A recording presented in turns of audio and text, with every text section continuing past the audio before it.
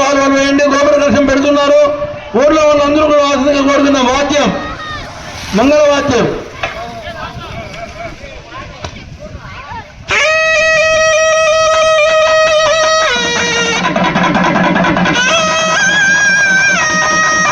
మామూలు వాద్యం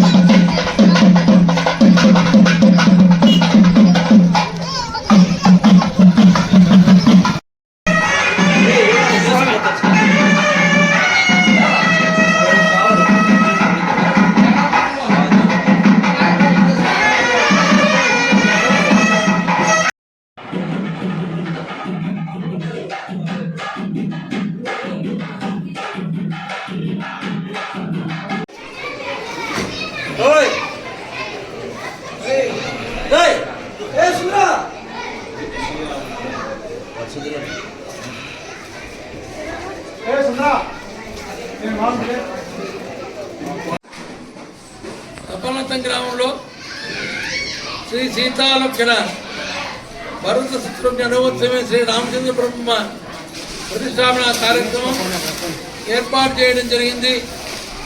విశేషంగా ఈ శోభపున్నామ సంవత్సర పుష్యశుద్ధ ఏకాదశి ఆదివారం రోహిణీ నక్షత్రంలో ఈ యొక్క కార్యక్రమాన్ని ఏర్పాటు చేయడం జరిగింది. ఇది తమిళనాడు కూడా తైమాసం అనేటువంటి శ్రేష్టంగా చెప్తారు. పుష్యమాసం చాలా శ్రేష్టమైన మాసం. అయోధ్య నగరంలో కూడా రామ జన్మభూమిలో కూడా ఇదే సందర్భంలో ఇప్పుడు కుంభాభిషేక కార్యక్రమాలు జరుగుతున్నాయి. అదే సన్నివేశంలో ఆ రోజుల్లోనే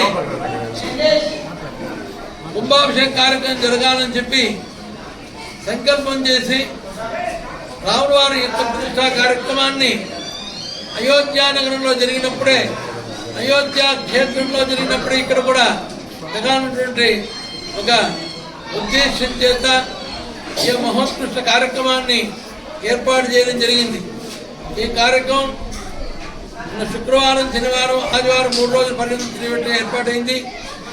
నిన్న స్వామివారి బింబశక్తి, మహాస్తమనము, జలాదివాసము, క్షీరాదివాసము, వాస్తు రాక్షోగ్ని హోమాలు, కలశస్థాపన కార్యక్రమాలు జరిగాయి.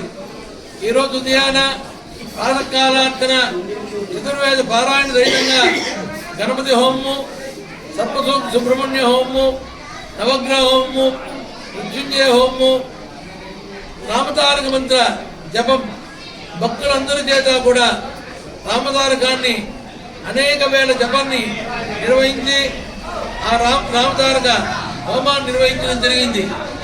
ఈరోజు ఇప్పుడు గోపుర కలశ ప్రతిష్ఠా కార్యక్రమం మరి కొద్దిసేపట్లో ప్రారంభమవుతుంది. దీని తర్వాత ఈరోజు సాయంకాలం ప్రదర్శన హోమం, ధన్వంతరి హోమం, అష్టావధాన కార్యక్రమాలు, దీక్షా హోమం, మూర్తి హోమం, ప్రతిష్టాన హోమాలు నిర్వహించి రేపు ఉదయాన స్వామివారికి 5:30కు ప్రాతకాల కార్యక్రమం ప్రారంభమయ్యి కళాహోమాలు, స్పర్శ హోమం, తత్వన్యాస హోమాలు, చోధాన్యాసాది హోమాలు, ప్రతిష్టాన హోమాలంతా కూడా నిర్వహించి 7:30 గంటల పైన 8:45 గంటల లోపల రేపు శుభలగ్నమందు స్వామివారి యొక్క ప్రాణ ప్రతిష్టాపన కుంభాభిషేక కార్యక్రమాన్ని నిర్వహిస్తున్నాం. ఈ కార్యక్రమం చాలా విశేషప్రదంగా రోహిణీ నక్షత్ర యుక్తంలో రేపు జరుగుతుంది. అందరూ కూడా భక్తాదులందరూ కూడా ఈరోజు కూడా అనేక 100 మంది చేరారు. రేపు ఈ కార్యక్రమంలో అందరూ పాల్గొని శ్రీ రాముల వారి యొక్క కృపకు పాత్ర కావాలనుకుంటున్నాం.